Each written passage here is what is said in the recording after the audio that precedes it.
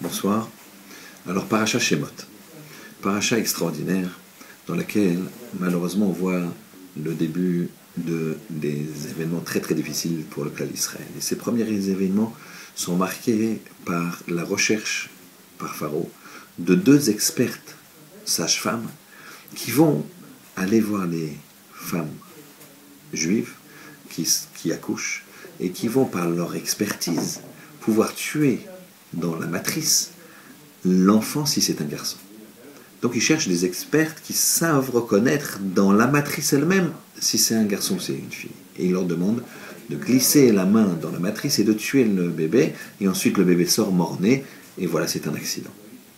Mais le Passouk dit, les Mialédotes, elles n'ont pas fait comme Pharaon l'a dit, parce que justement, Vatirena Mialédot et Elohim, elles ont craint les Mialédotes, les sages-femmes, Hachem, Velo Asu, Kasher Diber Aleim, Melech Mitzraïm, elles n'ont pas fait comme il a voulu le roi d'Égypte.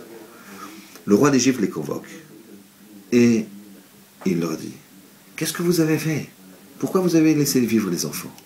Et il leur dit, elles répondent, Kilo Hanashim Amitzriot, écoutez bien, elles ne sont pas comme les femmes égyptiennes à Ivriot, les juives, qui Chayotena, elles sont Chayot, vives. C'est-à-dire, elles expliquent que c'est comme Chaya, comme une bête sauvage. Une bête sauvage, elle n'a pas besoin de sage-femme pour accoucher. Et donc, elles disent carrément à Pharaon, est-ce que tu as déjà vu une louve qui a besoin d'aller dans une clinique pour accoucher? Est-ce que tu as déjà vu une biche? C'est Chayot, elles n'ont pas besoin. Elles accouchent dans la forêt toutes seules.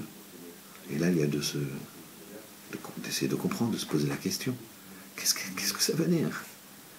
Qu'est-ce que ça veut dire? Normalement, on devrait s'arrêter. On lit ça toutes les années, on ne s'arrête pas. Voilà que Pharaon, avec ses services secrets, il va chercher les plus grandes expertes sages-femmes. Il sait très bien que les femmes juives, c'est comme toutes les femmes égyptiennes, et elles accouchent avec des sages-femmes. Et Pharaon, pourtant, quand elle dit, quand Shifra et Poua dit, les sages-femmes disent, les femmes juives, elles sont chayot, elles n'ont pas besoin de nous pour accoucher. Il dit, ah, d'accord. Il croit ça. Il accepte. Et il les laisse pas. Et il fait autre chose. Et il les laisse partir, tranquillement. Comment c'est possible? Qu'est-ce qui se passe ici? Quelle est la question? Nous allons répondre par une histoire.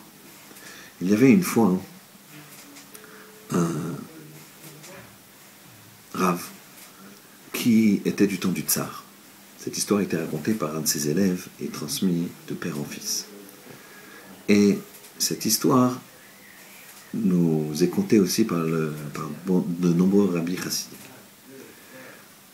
Ce Rav, qui était souvent convoqué à la cour, s'est vu offrir un jour un sceptre, une canne, par le tsar. Sur le pommeau de ces cannes, il y avait une croix. Le Rav était très embêté. Il ne savait pas quoi faire. Il a accepté la canne, bien sûr, et arrivé chez lui, il s'est dit, qu'est-ce que je fais? Si j'enlève la croix, ça va se voir. Si je le laisse, c'est impossible, c'est Avodazar. Donc il a coupé le haut du pommeau sur une dizaine de centimètres, tout l'espace où il y avait la croix, et il l'a jeté, bien sûr. Quelque temps plus tard, il devait aller à la cour, et il a amené sa canne, bien sûr. Le tsar a regardé, il a dit, qu'est-ce que c'est? Qu'est-ce que c'est que cette canne? Tu as coupé, tu as enlevé la croix. Et l'élève du Rav raconte, c'est lui qui a écrit l'histoire, qui a transmis l'histoire, qu'à ce moment-là, il a eu très très peur. Il ne savait pas qu'est-ce qu'allait dire le Rav. Et le Rav a dit, elle était trop haute, alors j'ai coupé le haut. Et l'élève s'est dit, ouais, c'est une bonne raison, j'espère que le tsar, il va accepter. Mais le tsar était intelligent. Et il lui a dit, mais tu pouvais couper par le bas. Alors le Rav a dit, mais non, par le bas, ça marchait très bien. Ça touchait bien le sol en bas. C'est le haut qui posait problème. Et à ce moment-là, l'élève, il a dit, oui, c'est pas possible, il va nous tuer. Qu'est-ce qui se passe? Qu'est-ce qui répond le maître? Et le tsar, qui pourtant avait compris que tu pouvais couper par le bas, il lui dit, ah oui, c'est vrai, bien sûr, tu as raison, c'est le haut qui posait problème. Comment ça se fait que c'est passé? On a demandé au Rav, c'est passé cette réponse?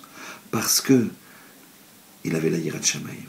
Il est obligé, le tsar le convoque, il faut y aller. Les mialidot, elles sont convoquées, il faut y aller. Pourquoi? Ki yirena, parce qu'elle craignait Hachem. Quand on craint Hachem, on est dans une situation, eh bien on y va. Et Hachem, si on le fait pour Hachem, Hachem il nous mettra les mots dans la bouche et on trouvera grâce à ses yeux et aux yeux de l'interlocuteur qui nous veut du mal. Shabbat Shalom.